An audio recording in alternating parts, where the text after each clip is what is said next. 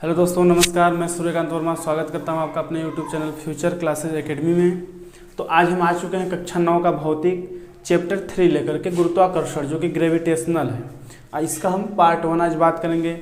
आज हम जानेंगे कि गुरुत्वाकर्षण होता क्या है। गुरुत्वाकर्षण या कह सकते हैं गुरुत्वाकर्षण नियतांक कैपिटल जी से जिसे प्रदर्शित करते हैं।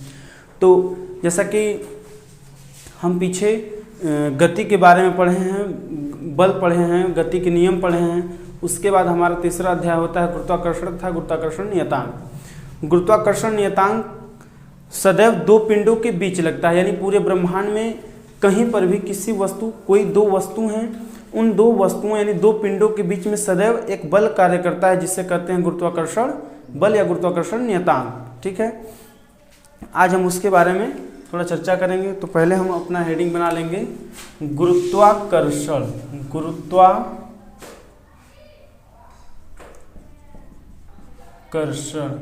इंग्लिश में क्या बोलेंगे इसे? ग्रेविटेशन। क्या बोलेंगे इसे? ग्रेविटेशन। चलिए लिखेंगे इसके बारे में, गुरुत्वाकर्षण के बारे में लिखेंगे ब्रह्मांड में उपस्थित ब्रह्मांड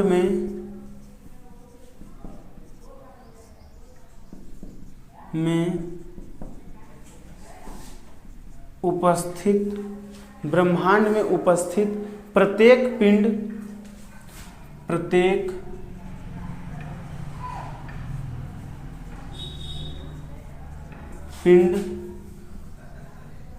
एक दूसरे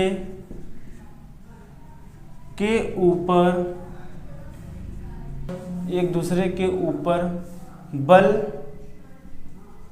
लगाकर अपनी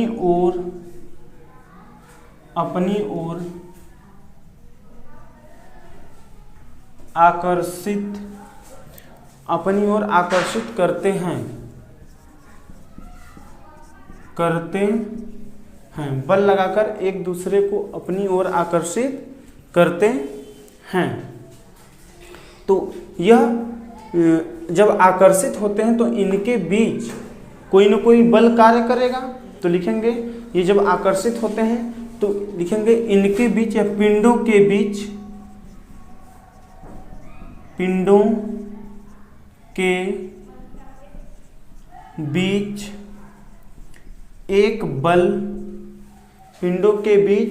एक बल कार्य करता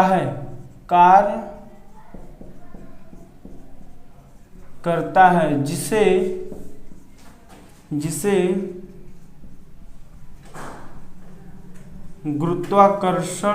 गुरुत्वाकर्षण बल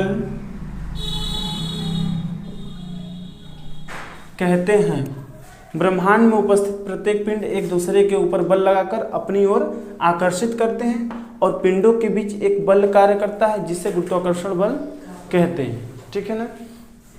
और ये घटना होती है, जिस कारण ये घटना होती है उस घटना क्या कहते हैं? गुरुत्वाकर्षण कहते हैं। क्या कहते हैं? तथा इस घटना को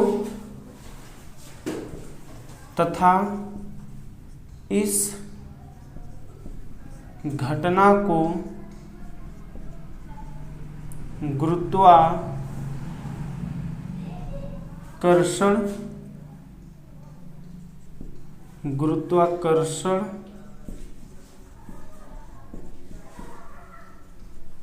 कहते हैं। क्या कहते हैं? गुरुत्वाकर्षण कहते हैं। गुरुत्वाकर्षण का अगर हम संधि विच्छेद करें तो हमें पता चल रहा है कि गुरुत्व धन आकर्षण, यानी जो वस्तु गुरुत्व की ओर आकर्षित होती है यानी उस पर एक बल कार्य करता है, जिसे कहते हैं गुरुत्वाकर्षण बल। यानी गुरुत्व के आकर्षण के कारण ही कोई वस्तु स्वतंत्र रूप से पृथ्वी की ओर नीचे गिरती है। यानी स्वतंत्र रूप से अगर हम देखें कि कोई गेंद को ऊपर से छोड़ते हैं या फेंकते हैं तो ऊपर से छोड़ने पर भी वह क्या होता है? पृथ्वी की ओर नीचे आता है।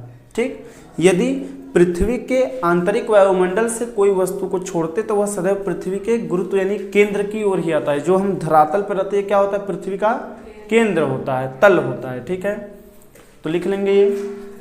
ठीक है, लिख लें। चलिए इसके नीचे लिख लीजिए थोड़ा सा,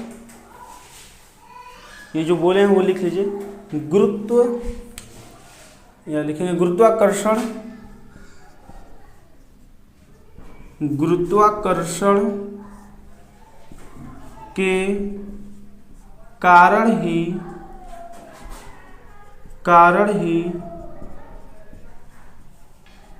कोई भी वस्तु पृथ्वी की केंद्र की ओर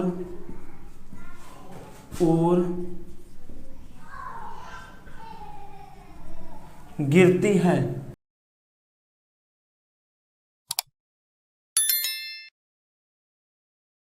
अब जैसे मैंने बताया कि ये गुरुत्वाकर्षण बल कार्य करता है, जिसकी घटना गुरुत्वाकर्षण कहलाती है। तो ये गुरुत्वाकर्षण बल, जैसे कि आप लोग पढ़े भी होंगे, गुरुत्वाकर्षण बल F बराबर कैपिटल G एक नियतांक आ जाता है, यानी जो हमारा गुरुत्वाकर्षण बल होता है वह किन्हीं दो पिंडों के बीच लगता है। किसके बीच? दो पिंडों। तो उन दो पिंडों का द्रव्यमान मानते हैं कि m1 और m2 है, तो और उनके बीच की जो दूरी है वो क्या है? r है। तो कहते हैं कि जो बल है वह उनके द्रव्यमानों के गुणनफल के समानुपाती तथा उनके दूरी के वर्ग के व्युत्क्रमानुपाती होता है ये, ठीक है ना। तो इसी नियम का या इसी सूत्र का हम क्या करेंगे? निगमन करेंगे कि ये सूत्र होता कैसे, कितनी सच्चाई इसमें है, ठीक है। तो आप हेडिंग बनाएंगे, इसको बोलते हैं सार्वत्रिक गुरुत्वाकर्षण ना, या गुरुत्वाकर्षण का सार्वत्रिक नियम। क्या लिखेंगे हेडिंग? गुरुत्वाकर्षण का सार्वत्रिक नियम। गुरुत्वाकर्षण का सार्वत्रिक नियम, यूनिवर्सल लॉ ऑफ ग्रेविटेशन। क्या बोलेंगे इंग्लिश में से? Universal law of gravitation.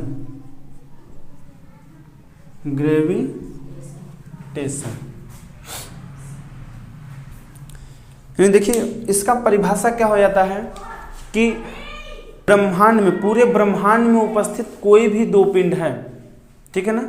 यदि ब्रह्मांड में उपस्थित कोई भी दो पिंड है तो उनके बीच कोई ना कोई उनका द्रव्यमान होगा। तो उनके द्रव्यमानों के गुणनफल के समानुपाती तथा उनके बीच की दूरी के वर्ग के व्युत्क्रमानुपाती ही क्या होता है? गुरुत्वाकर्षण बल होता है, ठीक है ना। ये तो परिभाषा होता है। ये परिभाषा किसने दिया था? न्यूटन ने।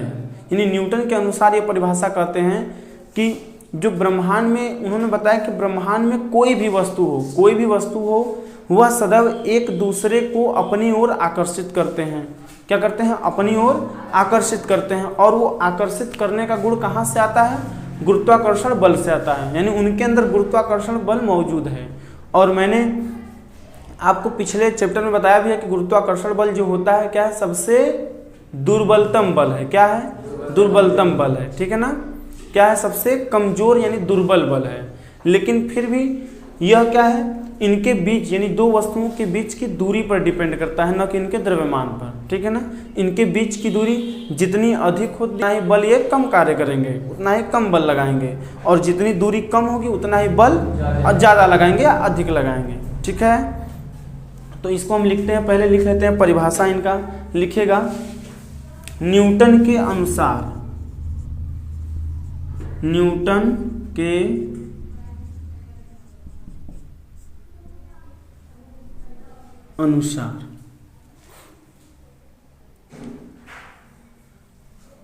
लिखे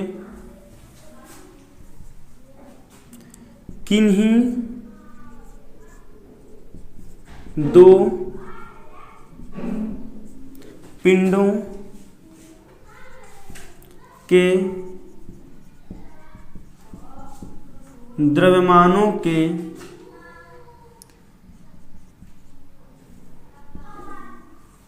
गुणनफल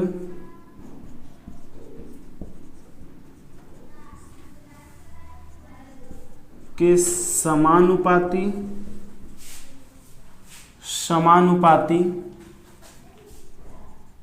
तथा उनके बीच की दूरी के वर्ग के व्युत्क्रमानुपाती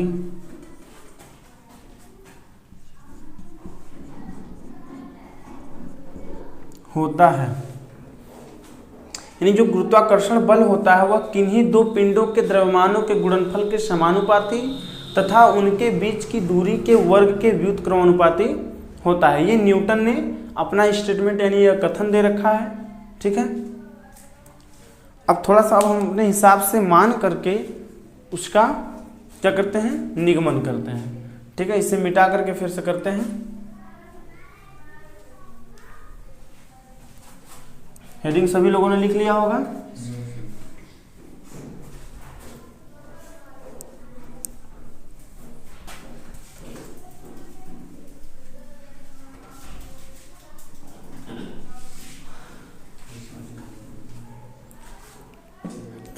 चलिए लिखिए, जिसे मैंने अभी भी आपको दिखाया, लिखा कि F प्रोपोर्शनल टू, या उसके नीचे लिख सकते हैं आप कि जो हमारा होता है F proportional to m1 into m2 बटे के r स्क्वायर। यदि हम कहें कि दो पिंड हमारे m1 m2 द्रव्यमान के हैं और उनके बीच की दूरी कितनी है, r है, तो इस प्रकार से हमारा इनके बीच संबंध बनेगा। या हम इसी को जब प्रोपोर्शनल टू का चिन्ह हटाते हैं तो यहाँ इक्वल लगाते हैं, तो कैपिटल G1 हमारा गुरुत्वाकर्षण नियतांक आता है। क्या आता है, गुरुत्वाकर्षण नियतांक। नियतांक शब्द से पता चल रहा है कि इसका कोई ना कोई आंगिक मान होगा और वो नियत होगा, घटेगा बढ़ेगा नहीं, हमेशा फिक्स होगा। तो ये m1 इंटू m2 बटा के r स्क्वायर ये भी बन जाता है। तो यही सूत्र कहाँ से आता है, इसको हम बनाएंगे, इसकी चर्चा करेंगे। ठीक है ना, इसको एक साइड में कहीं लिखना चाहे तो लिख लीजिए, अभी हम लोग इसको देखते हैं। फिर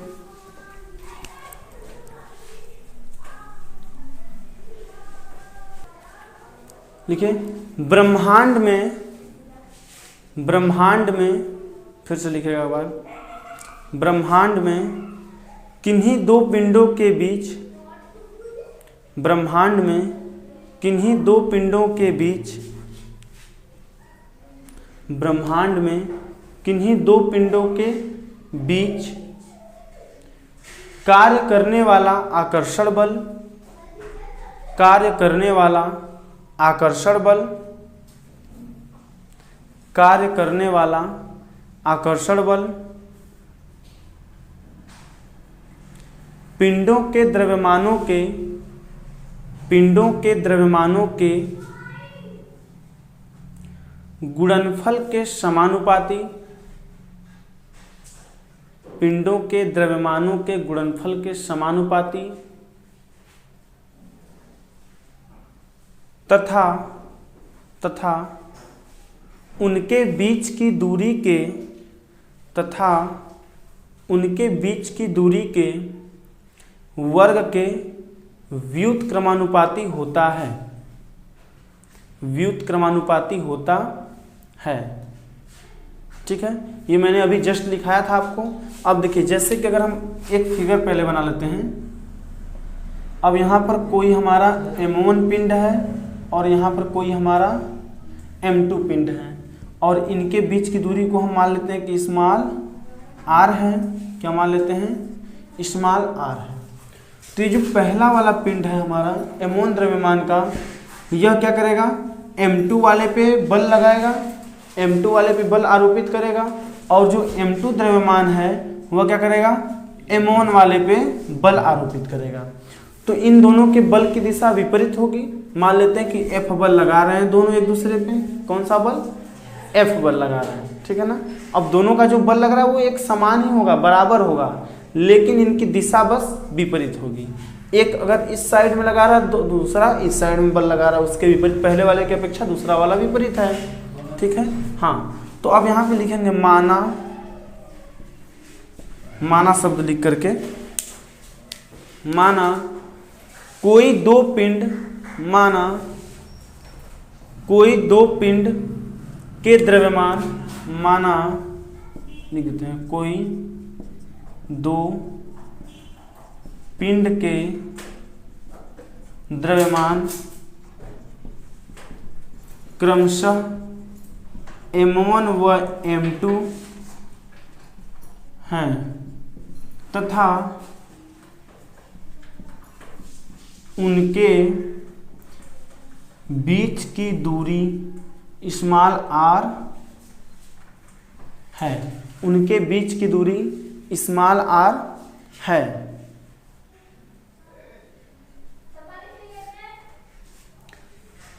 तो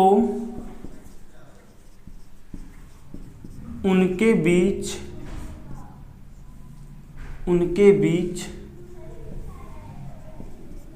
लगने वाला आकर्षण बल तो उनके बीच लगने वाला आकर्षण बल यदि कैपिटल F हो तो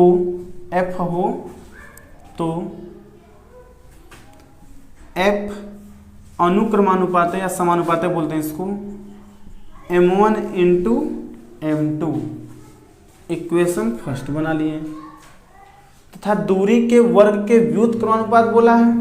ठीक है, तो F proportional to 1/r² second बना लिए। अब लिखेंगे समीकरण फर्स्ट तथा सेकेंड से, समीकरण 1 व 2 से। अब दोनों को एक ही में मिला देते हैं। ठीक है ना, तो कंपेयर कर देते हैं, तुलना कर देते हैं। तो हमारा F हो जाएगा यहाँ प्रोपोर्शनल टू का चिन्ह हो जाएगा और यहाँ M1 इंटू M2 है अपॉन r² है। तो जब ये प्रोपोर्शनल टू का चिन्ह हटता है तो क्या बनता है F equal to capital G एक नियतांक आता है और M1 इंटू M2 बटे r² बनता है। ठीक है, ठीक है, दिख रहा है।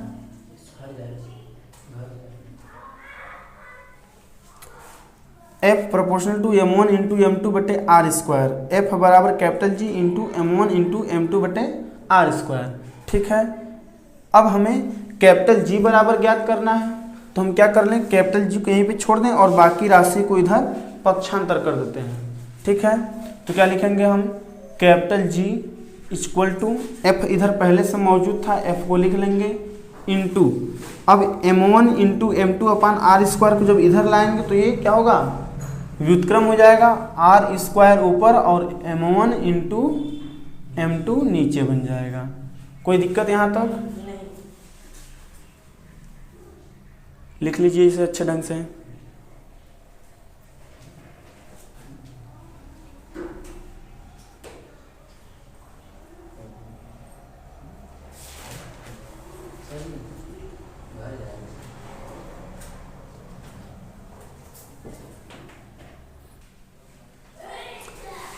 जहां में इसे क्या लिख सकते हैं, जो कैपिटल G हमारा है इसे जहां में क्या लिख सकते हैं, जहां कैपिटल G बराबर क्या है, गुरुत्वाकर्षण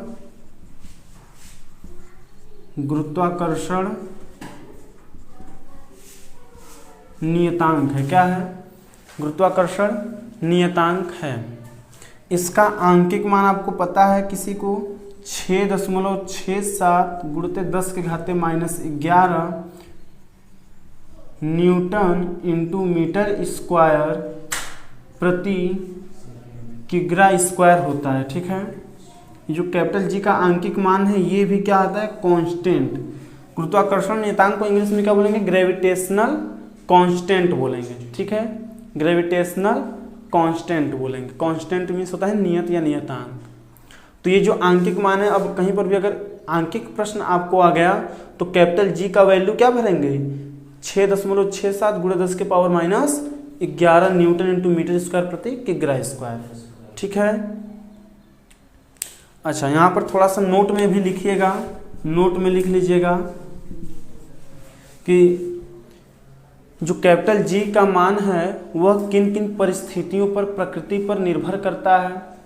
कि जगह बदलने पर क्या यह बदल जाता है या क्यों बदलता है, या किस किस भौतिक राशियों पर डिपेंड करता है। थोड़ा सा लिखिएगा इसको नोट में, लिखिए कैपिटल जी का मान, ऐसा लिखिएगा कैपिटल जी का मान पिंडों की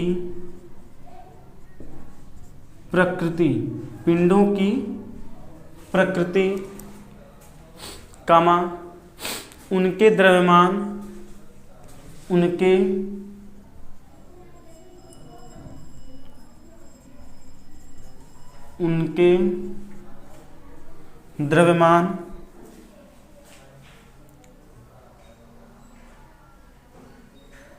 उनके द्रव्यमान हो गया,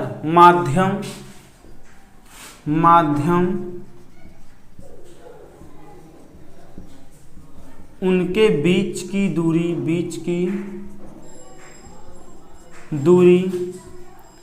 ताप दाब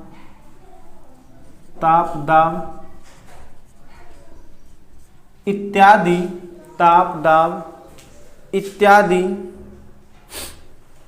पर निर्भर नहीं करता है, इत्यादि पर निर्भर नहीं करता है। यह सभी कणों पर एक समान, यह सभी कणों का मतलब चाहे बहुत सूक्ष्म कण हो, चाहे बहुत ही विशालकाय पिंड हो, वस्तु हो, पहाड़ पर्वत चट्टान कुछ भी हो, एक छोटा बालू का कण हो चाहे एक बहुत बड़ा चट्टान पहाड़ हो, सब पे क्या रहता है, एक समान रहता है, निर्भर नहीं करता। यह सभी कणों पर एक समान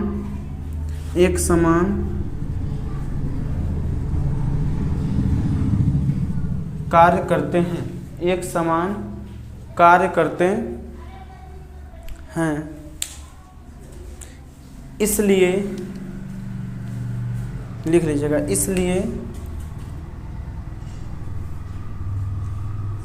इसलिए इसे सार्वत्रिक गुरुत्वाकर्षण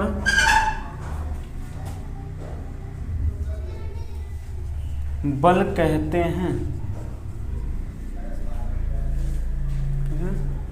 दिख रहा है?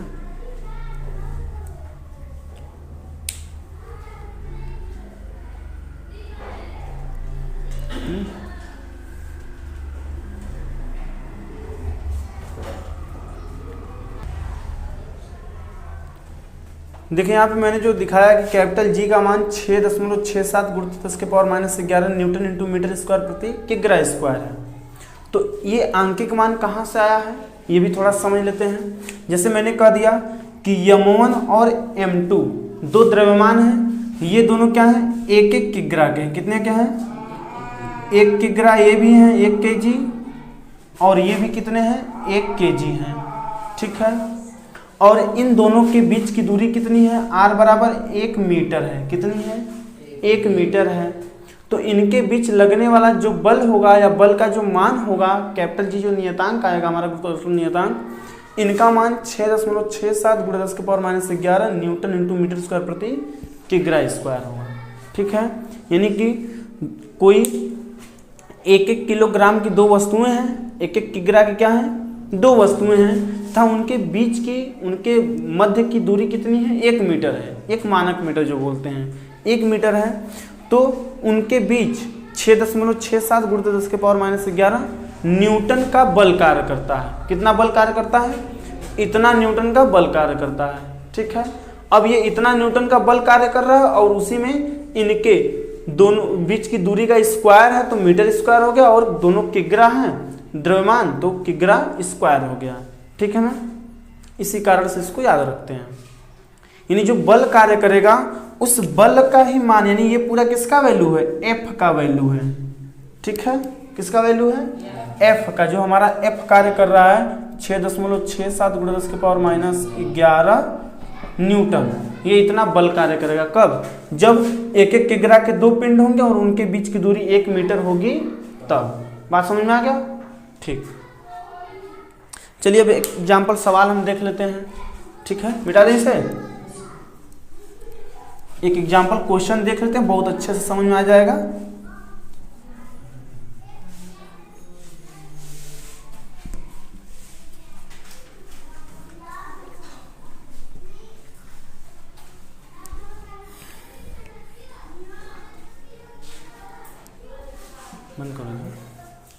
बंद करो, रोको। ठीक है, क्वेश्चन एक हमने ले लिया एग्जाम्पल क्वेश्चन एक। पृथ्वी की सतह पर रखी किसी 1 किग्रा द्रव्यमान की वस्तु पर लगे हुए गुरुत्वीय बल का परिमाण क्या होगा? ये हमसे परिमाण पूछ रहे हैं, बल का परिमाण पूछ रहे हैं। और इन्होंने दे रखा है कि पृथ्वी की त्रिज्या 6 × 10⁻24 है। पृथ्वी की त्रिज्या जो है, सॉरी, पृथ्वी का द्रव्यमान 6 × 10⁻24 है और पृथ्वी की त्रिज्या जो है 6400 किमी है। और जो गुरुत्वाकर्षण नियतांक है वह 6.67 × 10⁻11 न्यूटन इंटू मीटर प्रति second, newton into metre square प्रति केजी स्क्वायर है। ठीक है, अब ये दे रखा है, तो अब हमें इनको बताना है कि जो यफ का मान है वो कितना है। यानी ये कैपिटल जी भी हमें दे रखा है। कैपिटल जी कितना दे रखा है? 6.67 × 10⁻11 न्यूटन इंटू मीटर स्क्वायर प्रति किग्रा स्क्वायर। ठीक है, ठीक है, ये दिया है हमें। क्या किया है? ये हमें दे रखा है इन्होंने। ठीक, उसके बाद पृथ्वी का द्रव्यमान कितना दिया है? m लिख लेते हैं। पृथ्वी का द्रव्यमान है m। ठीक है, या यहाँ पृथ्वी की सतह पर रखी किसी 1 किग्रा द्रव्यमान की वस्तु, इसको यमोन कह लेते हैं 1 kg। ठीक, और जो दूसरा हमारा पृथ्वी का द्रव्यमान वो m2 है। ठीक है, m2 को क्या कह लेते हैं हम? कितना है? 6 × 10⁻24 किग्रा कह लेते हैं। और पृथ्वी की त्रिज्या को हम दिखाते हैं स्मॉल r से। जो त्रिज्या है पृथ्वी की वह 6400 किमी है, यानी किलोमीटर है। तो अब तो ये पहले हम अपना देखते हैं कि हमारा सभी मात्रक जो यूनिट है क्या एक समान है। अच्छा, इसमें यूज हुआ है न्यूटन इंटू मीटर स्क्वायर प्रति किग्रा स्क्वायर। यानी किग्रा तो है हमारा, द्रव्यमान का दोनों किग्रा है, सेम है, परंतु यहाँ जो दूरी है वो मीटर स्क्वायर का है, किमी है, तो इसे बनाना होगा मीटर में। तो यानी हम याद करके लिख सकते हैं r बराबर, ये किलोमीटर है, इसे बनाना है मीटर में, तो 1000 से मल्टीप्लाई होगा तो 6400 गुणते 1000 कर देंगे तो इतना मीटर बन गया। यानी 6400 पहले से था, अब 3 0 और आगे लग जाएगा, इतना मीटर हो गया। क्या हो गया? इतना मीटर हो गया हमारे पास। अब हमारे पास जो फार्मूला है, क्या होता है फार्मूला? क्या ज्ञात करना है? f ज्ञात करना है।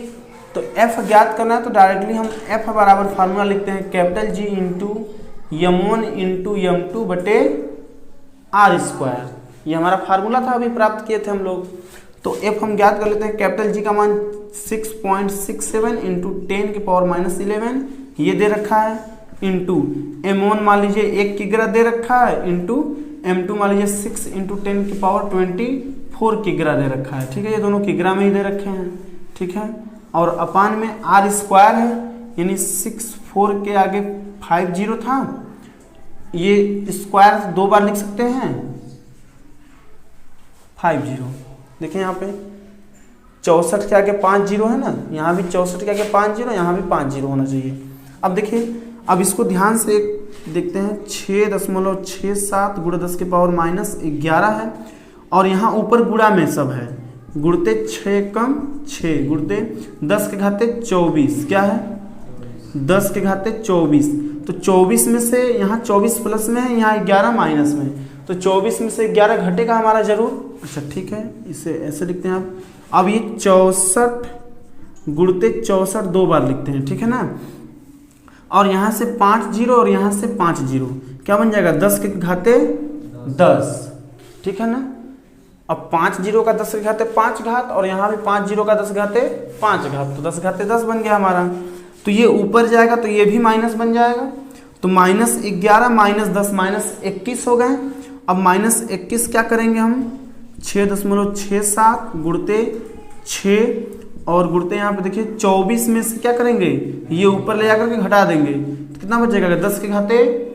24 में से 21 जाएगा तो बचेगा 3 और बटे केवल यहाँ पे ये देखिए ये चला आया है यहाँ ऊपर ना, तो क्या बचा 64 गुणते 64। फिर से एक चीज़ और देखिए, अगर हम यहाँ भी 10 का भागा दें यहाँ भी भागा दें तो ये 6.4 ये भी 6.4 बनेगा, तो 10 के घाते 2 बाहर निकल गया हमारा। फिर से ये जाएगा यहाँ ऊपर आएगा तो माइनस बन जाएगा, तो क्या लिख सकते हैं हम, क्या लिख सकते हैं 6.67 इंटू 6 है ऊपर, और देखिए 10 घाते यहाँ क्या था 3 है और यहाँ -2 यानी घट करके 10 घाते 1 बनेगा यानी 10 बनेगा, और नीचे 6.4 गुणते 6.4 ऐसे लिख लेंगे। चलिए आप बताइए हमें कंफर्म करके कितना आ सकता है, कौन बताएगा लगभग कितना आ सकता है, आप बताएं हमें कितना आएगा, बताइए हल कीजिए इसे। देखिए कैसे करेंगे, अब जैसे यहाँ पे 10 दिख रहा है आपको, अब इसका मल्टीप्लाई करेंगे तो 60 हो जाएगा, क्या जाएगा 60, जबकि ये 64 है तो लगभग ये 64 ये 60 है, तो ये एक बार न जाकर कुछ कम बार जाएगा है? एक बार न जाकर कुछ कम बार जाएगा, ठीक है ना। तो इसको हम लिखते हैं 9 कितना लिखते हैं 9.79 लगभग जाएगा ये पूरा, अगर हम काटना चाहें तो 9.79 या ये लगभग कह सकते हैं इसको 9.80 या 8 कह सकते हैं। और यही हमारा क्या होता है, क्या पूछा है हमसे, गुरुत्वीय बल का परिमाण क्या होगा, तो इतना आ जाएगा हमारा, ठीक है, इतना न्यूटन, ठीक है, इतना न्यूटन लगभग हम लिख सकते हैं, ठीक है। उसे हल करके आप देख लीजिएगा, रोक दो जी। अब हम हेडिंग लिखेंगे गुरुत्वाकर्षण के सार्वत्रिक नियम का महत्व, ये हेडिंग लिख लेंगे हम लोग, यानी इंपॉर्टेंस इसका देख लेते हैं, importance of universal law of gravitation, importance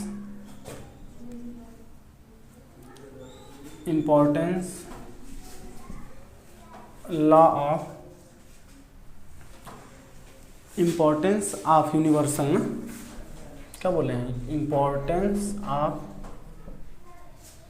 universal law of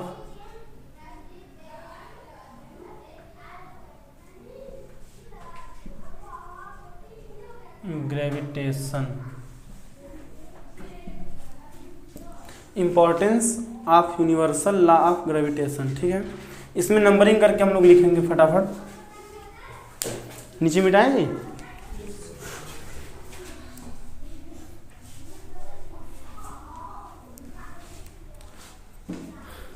थोड़ा जल्दी जल्दी हाथ चलवा लो। लिखिए पहला नंबर इसमें, यदि किसी पिंड को हम बोल दे रहे हैं, ध्यान से सुन के लिखिएगा सब लोग, यदि किसी पिंड को पृथ्वी की सतह से ऊपर की ओर, यदि किसी पिंड को पृथ्वी की सतह से ऊपर की ओर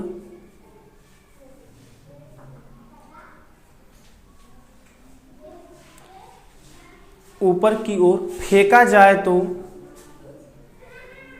ऊपर की ओर फेंका जाए तो वह गुरुत्व बल के कारण, वह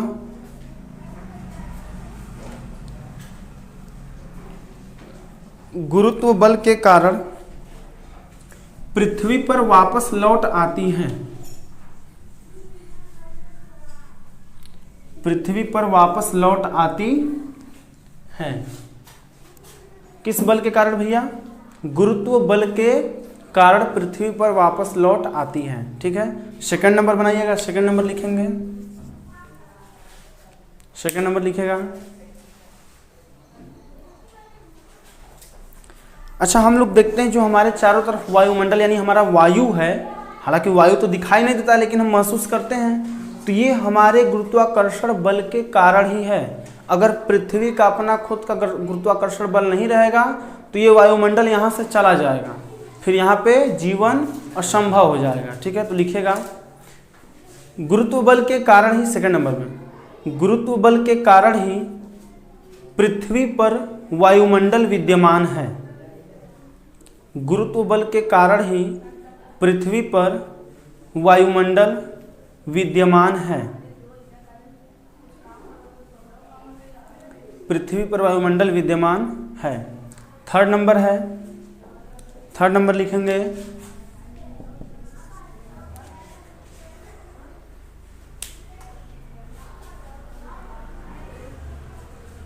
अच्छा, गुरुत्व बल के कारण ही चाहे कोई मनुष्य हो, चाहे वाहन हो, चाहे कोई भी सजीव या निर्जीव वस्तु चल रहा है या स्थिर है, तो वह किस कारण है?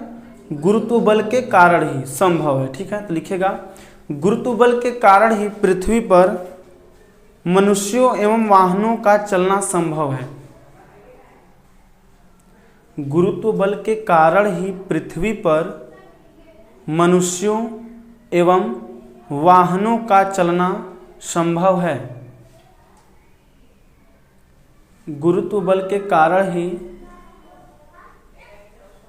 मनुष्य पृथ्वी की सतह पर, क्या बोले हैं, पृथ्वी की सतह पर मनुष्यों एवं वाहनों का चलना संभव है। ठीक, और अगला फोर्थ नंबर है, फोर्थ नंबर है, देखिए कृत्रिम उपग्रहों। देखिए जो हमारे जैसे एक चंद्रमा उपग्रह है, चंद्रमा है ना हमारे पृथ्वी का उपग्रह, ऐसे ही तमाम प्रकार के सैटेलाइट हमारे पृथ्वी के चारों ओर चक्कर लगा रहे हैं। ठीक है ना, बहुत छोटे आकार में है वो, जो कि हमें मौसम विभाग की जानकारियां कहाँ से मिलती हैं? वो सैटेलाइट ही देते हैं। आप देखिए मोबाइल में मैप करके देखते हैं, सैटेलाइट मैप करके देखते हैं, सबका घर मकान आदि रास्ता वगैरह वगैरह सब दिख जाता है। तो किस कारण होता है? वो सैटेलाइट अंतरिक्ष में लगे हुए हैं, पृथ्वी के बाहर यानी पृथ्वी के चारों ओर इर्द गिर्द घूम रहे हैं। ठीक है ना, तो वही हमारा क्या करते हैं? फोटो फ्रेम देते हैं, हाँ वही देते हैं। तो लिखिएगा कृत्रिम उपग्रहों जैसे चंद्रमा इत्यादि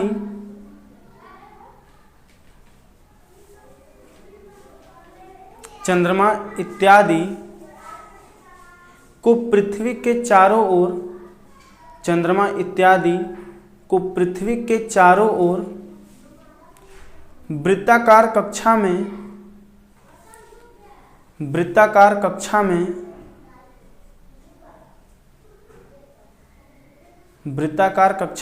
परिभ्रमण के लिए अभिकेंद्री बल गुरुत्वाकर्षण बल से ही प्राप्त होता है। परिभ्रमण के लिए अभिकेंद्री बल गुरुत्वाकर्षण बल से ही प्राप्त होता है। ठीक है, और एक लास्ट नंबर लिखिएगा। देखिए जैसे समुद्र में आप हमेशा सुनते हैं कि लहरें उत्पन्न होती हैं, लहरों को बोलते हैं ज्वार भाटा। जब लहरें ऊपर उठती हैं तो उसको बोलते हैं ज्वार, और जब नीचे गिरती हैं तो उसको बोलते हैं भाटा। ठीक है, तो ये किसके कारण होता है? यह सूर्य और चंद्रमा की गति के कारण होता है। किसके कारण होता है? सूर्य और चंद्रमा की गति के बीच में क्या कार्य करता है? गुरुत्वाकर्षण बल ही कार्य करता है। ठीक है, तो ये भी लिखेगा चंद्रमा तथा सूर्य के कारण ज्वार भाटा का आना। चंद्रमा तथा सूर्य के कारण ज्वार भाटा का आना,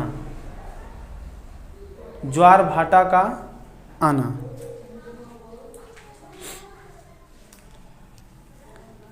ठीक है, इसी के साथ ये वीडियो समाप्त करते हैं, फिर मिलते हैं अगले टॉपिक के साथ अगले वीडियो में। तब तक के लिए नमस्कार, जय हिंद, जय माता सरस्वती।